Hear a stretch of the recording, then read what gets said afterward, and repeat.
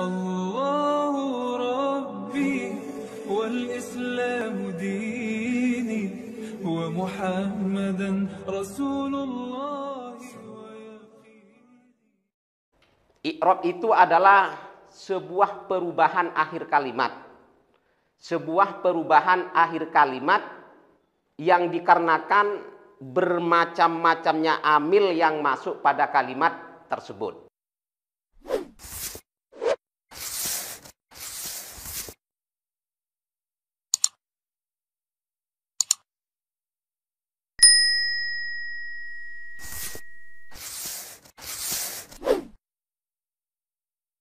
Assalamualaikum warahmatullahi wabarakatuh. Bismillahirrahmanirrahim. Alhamdulillahirabbil alamin. Wassalatu wassalamu ala asyrafil anbiya'i wal mursalin sayyidina Muhammadin wa ala alihi wa sahbihi ajma'in. Amma ba'du. Qala al-musannifu rahimahullahu ta'ala wa nafa'ana bihi wa bi'ulumihi fid dharaini amin. Untuk pertemuan kali ini kita masih berbicara tentang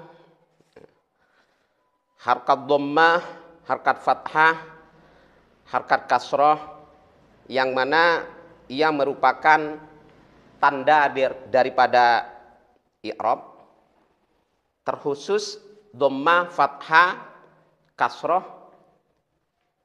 yang tidak bisa ditampakkan, tidak bisa dimunculkan dikarenakan beberapa sebab. Di mana di pertemuan yang lalu kita sampai pada jenis kalimat yang i'rabnya, maksudnya tanda i'rabnya yang berupa dhammah, fathah, kasroh tidak bisa diperlihatkan, tidak bisa dimunculkan, yaitu sampai pada isim maksur. Insya Allah kita akan lanjutkan untuk jenis kalimat selanjutnya yang mengalami hal yang sama, yaitu tanda i'rabnya tidak bisa dizahirkan, tidak bisa diperlihatkan atau tidak bisa dimunculkan. Namun sebelum kita lanjutkan, terlebih dahulu mari kita review sebentar, ya, kita ulang sebentar, bahwasannya yang dinamakan i'rab itu adalah taghyiru awakhiril kalimi liikhtilafil awamilid dakhilati 'alaiha lafdhan aw takdiron. I'rab itu adalah sebuah perubahan akhir kalimat. Sebuah perubahan akhir kalimat yang dikarenakan bermacam-macamnya amil yang masuk pada kalimat tersebut. Kalau kita contohkan di sini seperti lafal khalidun. Ini adalah merupakan sebuah kalimat yang huruf terakhirnya yaitu dal akan mengalami perubahan-perubahan i'rab yang dikarenakan oleh amil, ya, yang masuk pada lafal khalidun. Ada kalanya khalidun ini dibaca rofa. Ada kalanya dibaca rofa. Kapan dibaca rofa? Di ketika amil ini masuk pada khalidun, meminta lafal khalidun untuk rofa. Kemudian ada kalanya amil yang masuk pada khalidun ini minta supaya lafal khalidun dibaca nasab. Dan juga ada kalanya nantinya akan ada amil masuk pada lafal khalidun untuk meminta lafal khalidun dibaca jar majrur. Maka perubahan seperti ini, perubahan i'rab rofa ke nasab, kemudian dari nasab ke majrur, disebut dengan i'rab. Dan kemudian setelah lafal khalidun mengalami perubahan sesuai dengan amil yang masuk kepadanya, maka dari masing-masing perubahan ini, rofa, nasab, jar, itu akan ditandai. Akan ditandai. Nah, tandanya inilah nanti yang akan bermacam-macam. Ada yang ditandai dengan harkat yang zahir, yang nantinya akan disebut dengan apa? Akan disebut dengan perubahan lafzi. Ada kalanya nanti tanda perubahannya ini ya, tidak bisa diperlihatkan, tidak bisa dimunculkan. Maka perubahan yang seperti itu atau tanda yang seperti itu disebut dengan tanda takdiri. Dan nantinya juga akan ada terjadi di sebuah kalimat, ya, di sebuah kalimat yang akan mengalami perubahan seperti lafal khalidun, perubahan i'rab dikarenakan amil masuk kepadanya. Bisa rofa, bisa nasab, bisa jer, tergantung dari amil. Cuman di situ tidak ada tanda i'rabnya. Tidak ada tanda i'rabnya. Jadi seperti itu. Makanya kemarin, di pertemuan kemarin disebutkan setelah kita memahami tentang i'rab, maka kita melangkah kepada anwa'ul i'rab. Macam-macam tanda i'rab. Ada kalanya disebut dengan lafzi, ada kalanya tanda-tanda i'rab itu disebut dengan takdiri, dan ada kalanya tanda-tanda i'rab itu disebut dengan mahalli. Tanda i'rab yang bersifat lafzi adalah sebuah tanda i'rab yang dapat kita lihat, ya, yang dapat kita munculkan pada kalimat tersebut. Seperti contoh tadi lafal khalidun. Khalidun dalam mahal rofa, misal contohnya hadza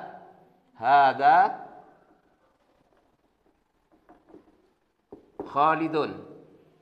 Ini adalah Khalid. Kemudian ra'aitu Khalidan.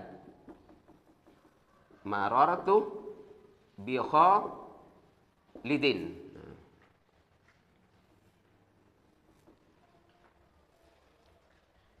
Lafal khalidun di contoh yang pertama, ini i'rabnya dalam keadaan rofa menjadi khobar daripada mubtada hadza. Tanda rofaknya dhammah. Tanda rofaknya dhammah. Tanda rofa dhammah yang terdapat pada huruf dal di lafal khalidun ini dapat kita lihat. Dapat kita lihat karena muncul, tandanya muncul. Bisa kita lafalkan dun. Bisa kita lihat, bisa kita tulis. Kemudian pada waktu nasabnya ra'aitu Khalidan. Dibaca nasab karena menjadi maf'ul lebih daripada ro'ah. Tanda nasabnya ini fathah. Khalidan. Dan fathahnya bisa muncul seperti ini, bisa kelihatan, bisa kita tulis, bisa kita baca. Khalidan.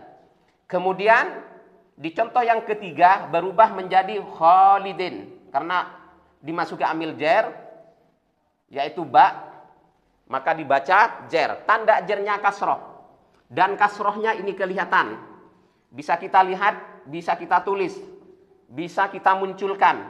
Khalidin.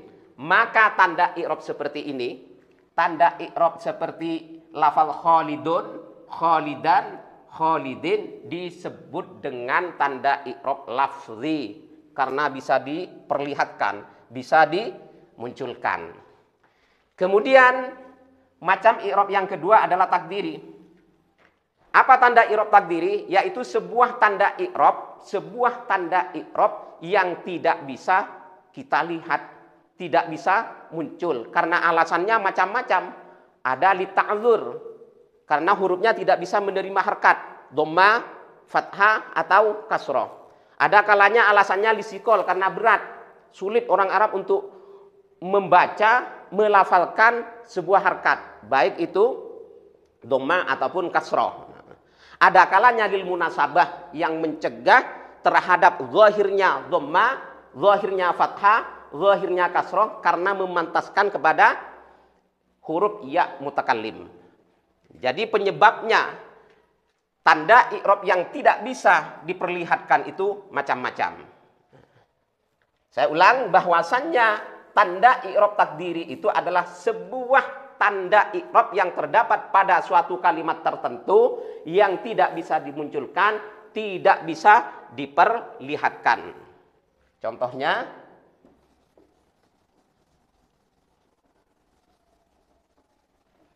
seperti yang telah kita bahas kemarin itu lafal ustadun. Lafal ustadun ketika dimudhofkan pada iya mutakallim, lafal ustadun ketika dimudhofkan pada iya mutakallim, maka tanda i'rabnya baik tanda i'rab dhammah, fathah ataupun kasrah itu tidak bisa dimunculkan. Contoh ja'ah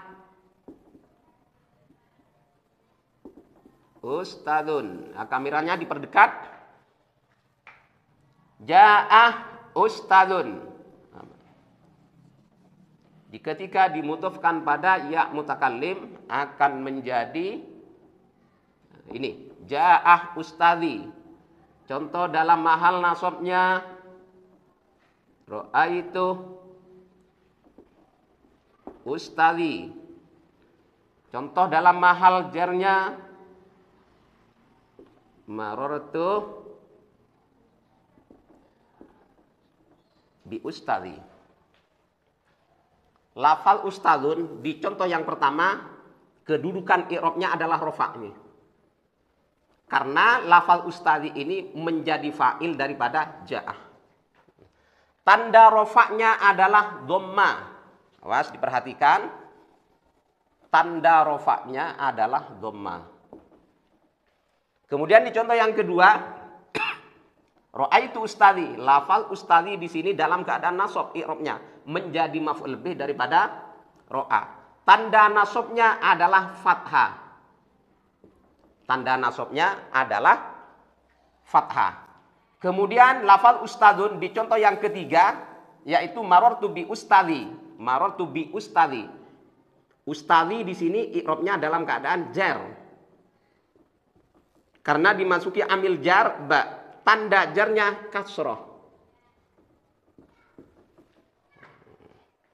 Tanda jarnya kasroh.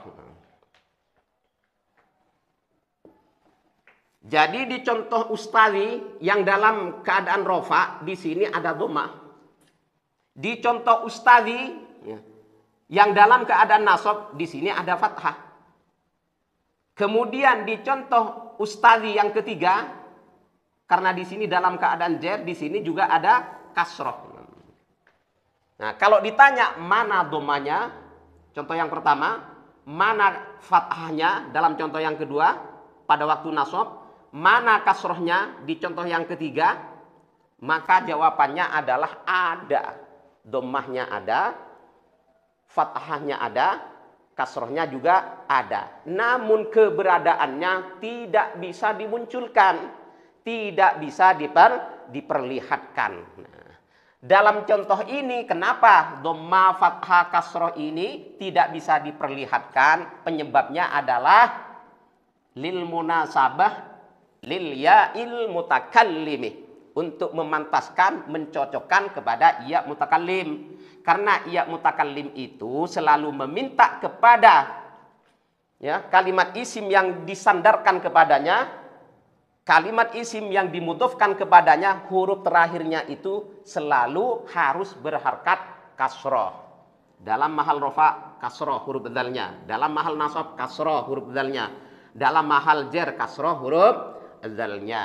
Nah, kasroh ini yang dalam keadaan rofa, nasab dan jar ini bukan alamatul i'rab, bukan harkat tanda i'rab, tetapi harkat lil munasabah, untuk memantaskan, mencocokkan kepada ya mutakallim. Jadi jelasnya dhamma yang ada pada ustadzi, fathah yang ada pada lafal ustadzi, kasroh yang ada pada lafal ustadzi, semuanya tidak bisa diperlihatkan. Karena tidak bisa diperlihatkan, maka tanda i'rab semacam ini disebut dengan tanda i'rab takdiri. Kemudian yang ketiga, oleh ulama nahwu dikatakan ada kalanya i'rab itu disebut dengan perubahan i'rab, disebut dengan mahalli. Tanda i'rab mahalli. Maksudnya apa di sini? Ini nantinya akan kita temukan sebuah kalimat akan kita temukan sebuah kalimat yang mana kalimat itu kedudukan i'rabnya bisa berubah-ubah. Sama seperti tadi.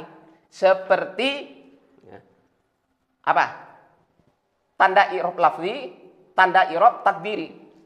Berubah-ubah kedudukan i'rabnya. Artinya kalimat yang disebut dengan mahalli itu bisa rofa, bisa nasab, bisa jer. Tergantung daripada amil. Namun setelah amil rofa masuk kepadanya, amil nasab masuk kepadanya, amil jer masuk kepadanya, cukup hanya di situ saja, tidak ada alamatul i'rabnya.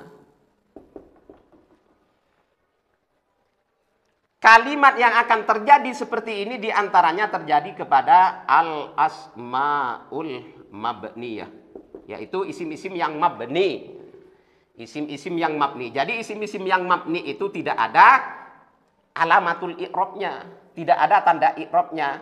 Yang ada adalah alamatul bina, yaitu tanda kemabnian. Bisa sukun, bisa dhammah, bisa fathah, juga bisa kasroh. Nah, maka apabila nantinya kita temukan kalimat semacam ini, maka kita sebut dengan anwa'ul i'rab mahalli. Baik, untuk selanjutnya kita lanjutkan, ya, kita lanjutkan pada kalimat-kalimat, pada jenis-jenis kalimat yang tanda i'rabnya itu takdiri. Seperti yang telah kita jelaskan kemarin itu terbatas. Kawasan kalimat yang tanda i'rabnya takdiri, tanda i'rabnya tidak bisa dimunculkan, tidak bisa diperlihatkan, itu terbatas kawasannya pada satu, al-mudhaf ila ya'il mutakallim, dua, isim maksur, tiga, isim mangkus, empat, fi'il mudhari' yang mu'tal akhir. Maka i'rab takdiri ini akan terjadi pada jenis-jenis kalimat ini. Yang mana kemarin kita telah menjelaskan, ya, bagian yang pertama dan yang kedua. Yang pertama adalah kalimat yang mudhaf pada ya mutakallim. Jadi setiap kalimat yang mudhaf pada ya mutakallim itu, maka tanda i'rabnya yang berupa dhammah, fathah, kasroh itu tidak bisa dimunculkan. Ada namun tidak bisa dimunculkan. Seperti contoh yang sudah kita sebutkan tadi, ya, dan yang kemarin itu, ja'ah ustadzi, ya, ra'aitu ustadzi, marartu bi ustadzi. Ini contohnya. Nah, ustadzi yang pertama, ja'ah ustadzi. Ustadzi ini dalam mahal rofa, karena jadi fa'il, tanda rofaknya ingat dhammah. Kemudian lafal ustadzi yang kedua dalam keadaan nasab, i'rabnya tanda nasabnya pakai apa ini? Fathah. Kemudian di contoh yang ketiga ustadzi, marartu bi ustadzi, lafal ustadzi dalam keadaan jar, dimasuki amil jar, ba, tanda jarnya kasroh ini. Namun dhammanya, fathahnya, kasrohnya, yang semuanya merupakan tanda i'rab tidak bisa dimunculkan. Kemudian yang kedua adalah isim maksur.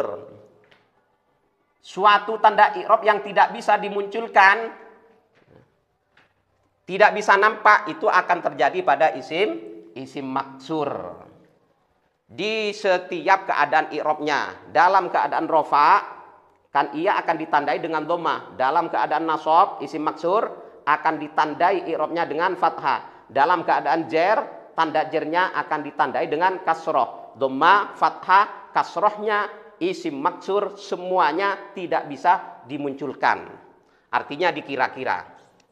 Alasannya untuk isim maksur ini dikarenakan alif itu uzur, tidak bisa menerima harkat. Karakter alif tidak bisa menerima harkat. Baik harkat dhammah, fathah ataupun kasroh. Maka akan terjadi seperti di contoh ini. Ja'al fatah, ra'aitul fatah, marartu bil fatah. Al fatah ini dalam keadaan rofa, tanda rofanya dhammah. Al-fatah yang kedua, ra'aitul fatah yang kedua, dalam keadaan nasab menjadi maf'ul bih dari ro'a. Tanda nasabnya fathah. Lafal al-fatah yang ketiga, dalam keadaan majrur, dalam keadaan jer, karena dimasuki amil jer ba. Tanda jernya kasrah. Mana dhammahnya, mana fathahnya, mana kasrahnya ada. Akan tetapi tidak bisa dimunculkan. Sehingga dalam fisiknya, bentuk lafalnya itu akan terlihat sama, yang dalam keadaan rofa, nasab dan jer. Ja'al al-fatah, ra'aitu al-fatah, marartu bil fatah. Seperti itu. Kemudian selanjutnya, jenis kalimat yang tanda i'rabnya tidak bisa diperlihatkan, tidak bisa muncul dikarenakan suatu sebab tertentu, itu adalah isim mangkus. Isim mangkus. Apa isim mangkus itu? Isim mangkus adalah setiap kalimat isim yang mu'rab. Kalimat isim yang mu'rab berarti yang mabni tidak masuk.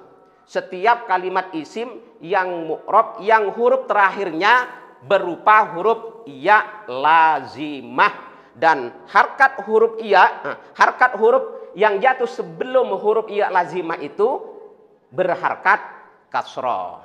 Contohnya seperti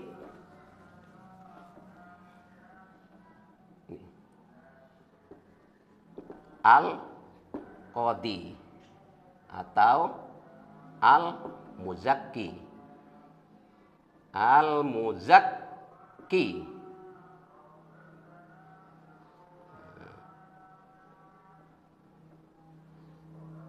Seperti ini. Jadi yang dinamakan isim mangkus itu adalah setiap kalimat isim yang mu'rab yang huruf terakhirnya berbentuk iya, berupa iya lazimah, dan harkat huruf yang jatuh sebelum iya lazimah itu berharkat kasroh. Seperti yang kita lihat dalam contoh ini. Al-qadi, al-muzakki. Al-qadi, al-muzakki, sebuah kalimat isim mu'rab, bisa berubah-ubah kedudukan i'rabnya, bisa rofa, bisa nasab, bisa jar, tergantung daripada amil. Kemudian berakhiran huruf ya lazimah. Ini iyanya. Ya lazimatun. Ya lazimah. Dan harkat sebelum ya lazimah ini kasroh. Harkat kasroh inilah yang membedakan antara isim mangkus dengan isim maksur. Ini adik-adik pemula harus berhati-hati untuk membedakan antara isim maksur dengan isim mangkus, karena bentuknya mirip, bentuknya sama. Nih. Musa, isim maksur. Kemudian qadi, isim mangkus. Nah, ini bentuknya kan sama ini. Bentuknya sama. Sementara isim maksur itu huruf yang terakhir alif. Cuma bentuk alifnya ditulis sebagaimana bentuk iya. Ditulis yang kita sebut dengan alif bengkok itu. Bentuknya sama dengan iya. Jadi seperti ini bentuknya. Fisiknya sama seperti ini. Jadi isim maksur itu huruf terakhirnya adalah alif. Kalau isim mangkus huruf terakhirnya iya. Nah, untuk membedakan mana yang alif dan mana yang iya sementara bentuknya sama. Maka cara untuk membedakannya diantaranya adalah kita lihat harkat huruf sebelum alif atau iya. Kalau harkat sebelum huruf yang terakhir ini berharkat fathah, maka ini sudah pasti bahwa ini adalah isim maksur. Tetapi apabila sebelum huruf yang terakhir ini berharkat kasroh, maka harkat kasroh dari sebelum huruf terakhir ini menunjukkan ya, bahwa ini adalah huruf iya. Berarti ini isim mangkus. Ini maksur. Seperti itu. Jadi isim mangkus itu harkat sebelum iya lazimah selalu berharkat kasroh. Nah, sekarang apa yang dimaksud dengan iya lazimah? Apa yang dimaksud dengan iya lazimah yang ada pada isim mangkus? Iya lazimah yang ada pada isim mangkus itu adalah sebuah iya yang tetap tidak akan berubah, tidak akan diganti atau ditukar dengan huruf-huruf yang lain. Biarpun i'robnya berubah-rubah. Ja'al qadi, ra'aitul qadiyah. Misal, marartu bil qadi. Dalam keadaan rofa, iya-nya ada. Dalam keadaan nasab, iya-nya tidak ditukar, tetap huruf iya. Dalam keadaan jer, tetap huruf iya, tidak ditukar dengan huruf-huruf yang lain. Karena nanti akan ada, ya, akan ada sebuah kalimat yang huruf terakhir itu adalah huruf iya, tetapi dia akan berubah seiring dengan perubahan i'rab. Contohnya seperti huruf iya yang ada pada al-asma'us sittah. Maratu bi abi, bi abi.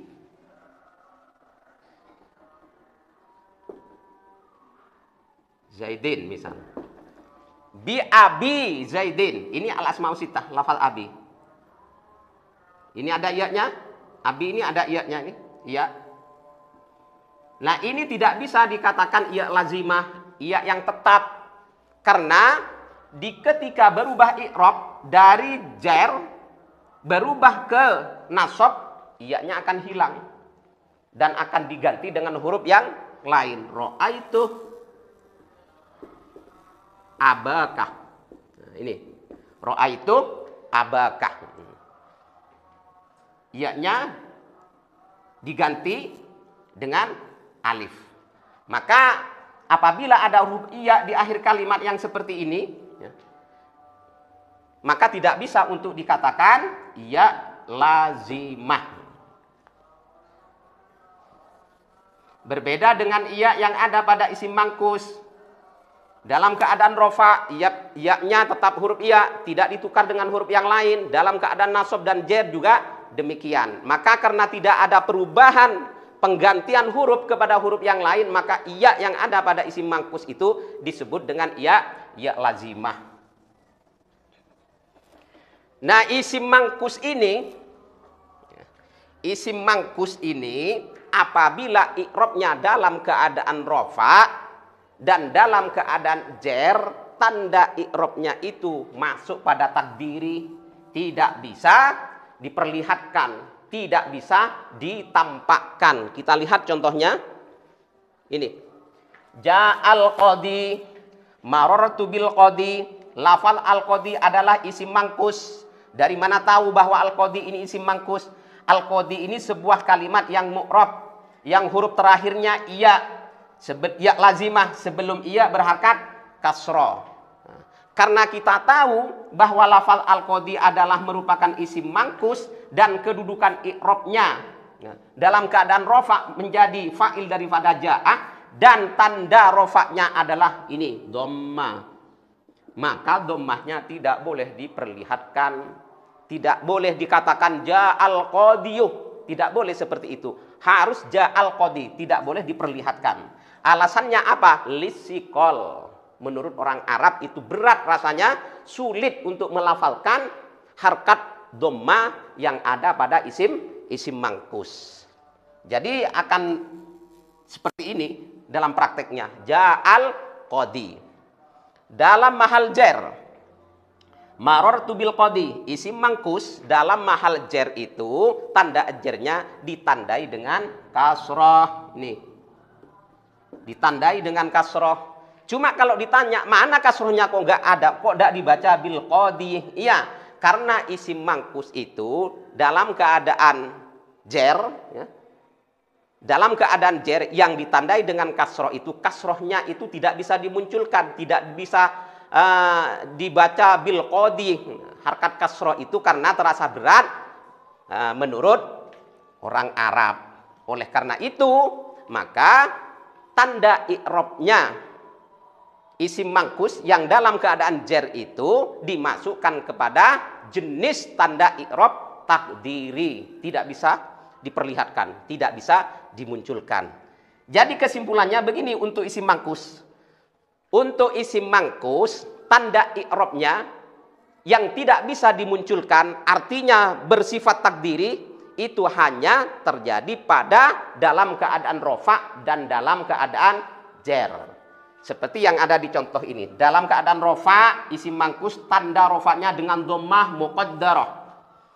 Dalam keadaan jer, isim mangkus itu ditandai dengan kasroh muqaddarah. Para adik-adik pemula harus tahu tentang isim mangkus, ya, terkhusus dalam mahal nasab.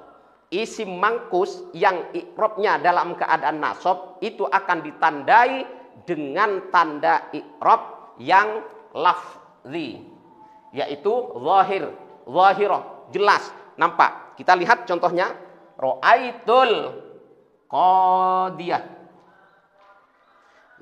Kenapa kok bisa ditandai dengan fathah zahirah pada mahal nasab untuk isim mangkus?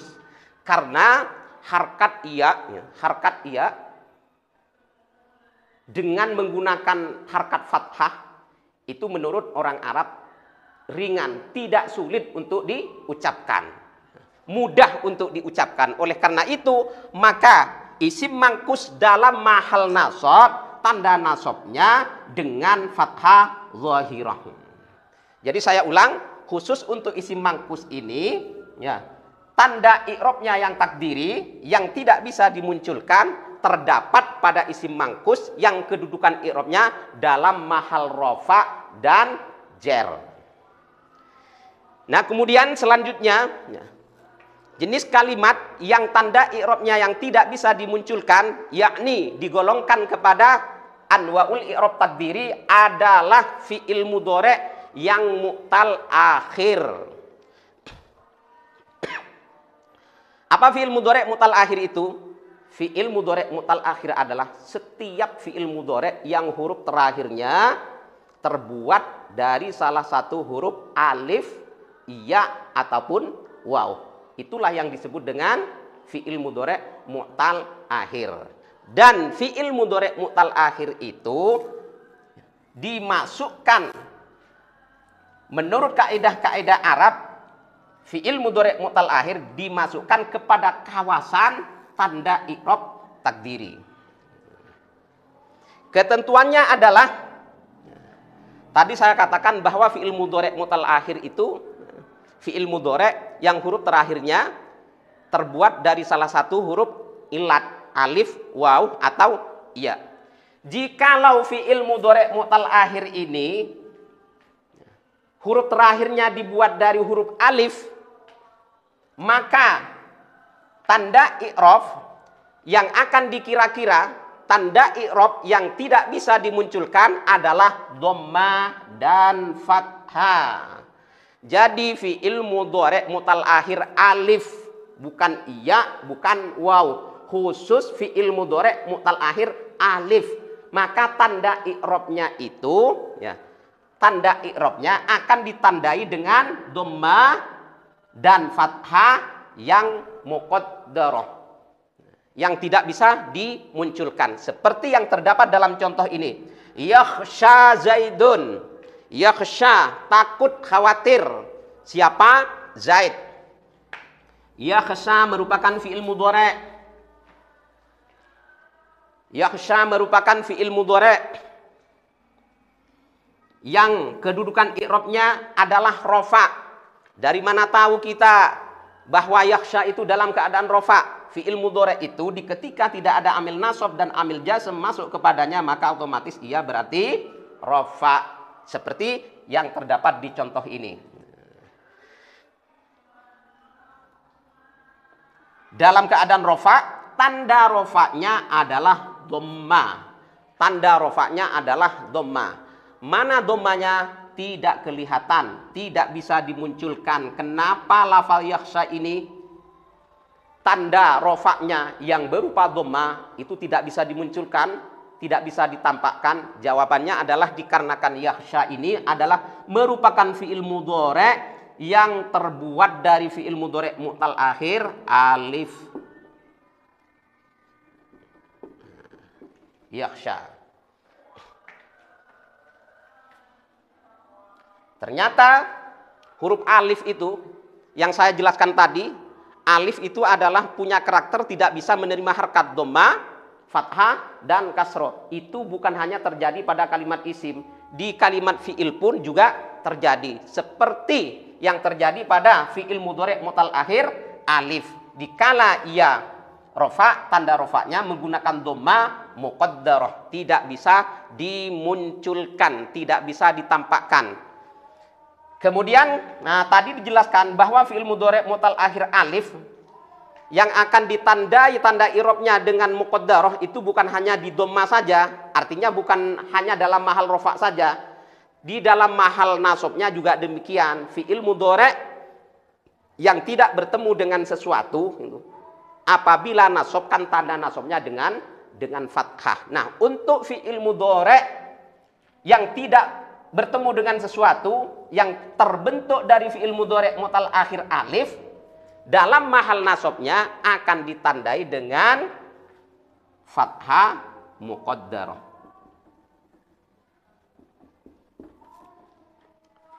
Maka akan kita lihat dalam contohnya la yakhsha.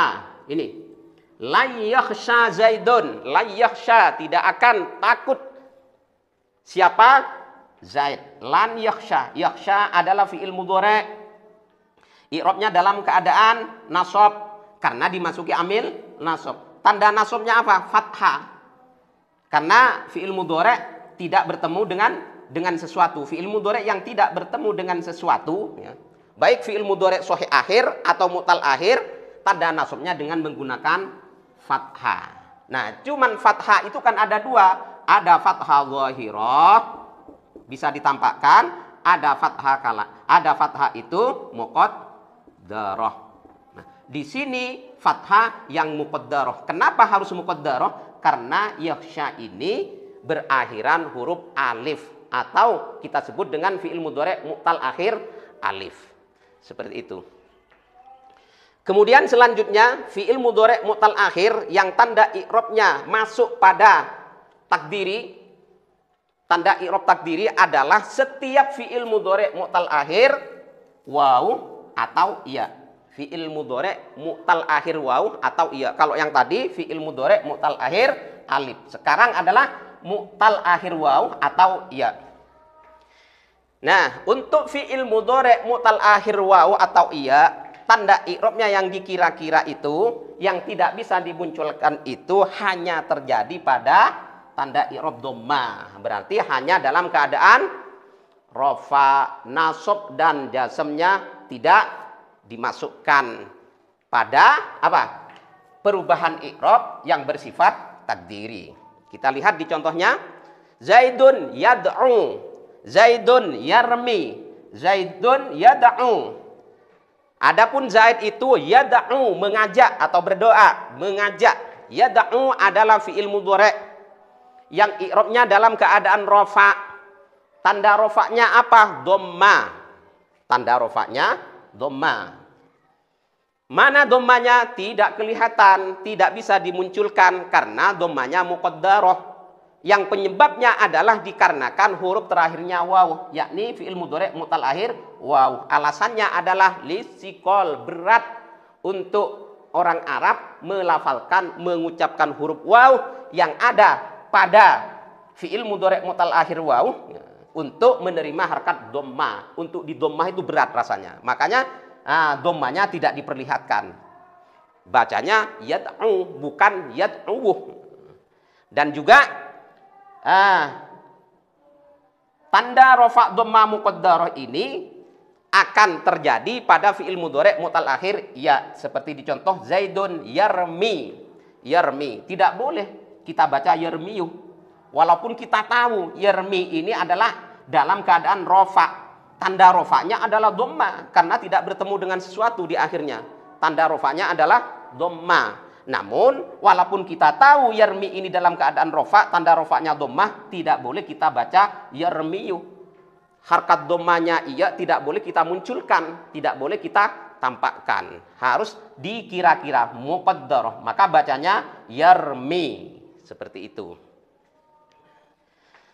Jadi ini harus dihafal, harus diperhatikan, terutama untuk kita yang masih pemula ya. Bahwasannya tanda-tanda i'rab takdiri ini terbatas pada ini. Ada pada kawasan kalimat isim yang ngudhof pada ya mutakallim, kemudian isim maksur, isim mangkus, dan fi'il mudhari yang mu'tal akhir. Baik mu'tal akhir alif, waw, ataupun iya. Kemudian yang terakhir, tanda-tanda i'rab, macam-macam i'rab ada kalanya yang disebut dengan mahalli. Yang diantaranya adalah anwa'ul i'rab mahalli ini akan terjadi pada isim-isim yang mabni. Isim mabni itu banyak ya. Ada isim isyarah, kemudian ada isim mausul. Nah, saya ambil dari isim mausul di sini. Saya ambil contoh dari isim mausul. Jadi mahalli itu sebuah perubahan kedudukan i'rab pada suatu kalimat, yaitu kalimat yang mabni misal. Suatu perubahan kedudukan i'rab pada suatu kalimat yang di situ tidak ada tanda i'rab, hanya kedudukan i'rabnya yang berubah, tandanya tidak ada. Nah, itu terjadi diantaranya pada isim yang mabni. Isim yang mabni itu banyak diantaranya adalah isim mausul. Nah, untuk isim mausul yang mabni ini akan terjadi perubahan-perubahan i'rab di situ. Nah, perubahan i'rab yang terjadi pada isim-isim yang mabni diantaranya adalah isim mausul disebabkan oleh amil. Ini.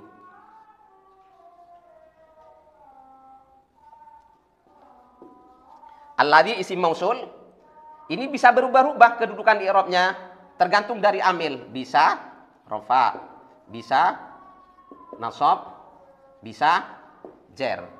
Kapan isim mausul yang mabni ini menduduki i'rab rafa? Ketika dimasuki amil rafa.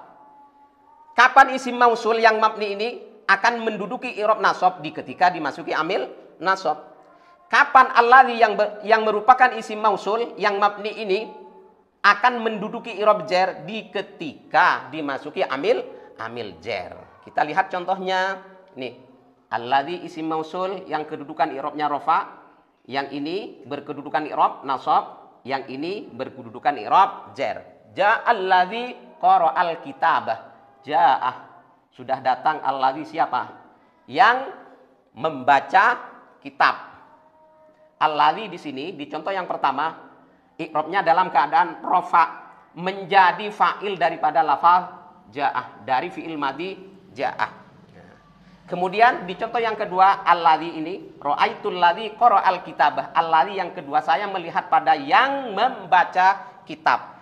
Alladzi yang kedua kedudukan i'rabnya adalah nasab, menjadi maf'ul bih dari ra'a. Kemudian di contoh yang ketiga pada lafaz alladzi ini kedudukan i'rabnya adalah jer, majrur atau mahfud.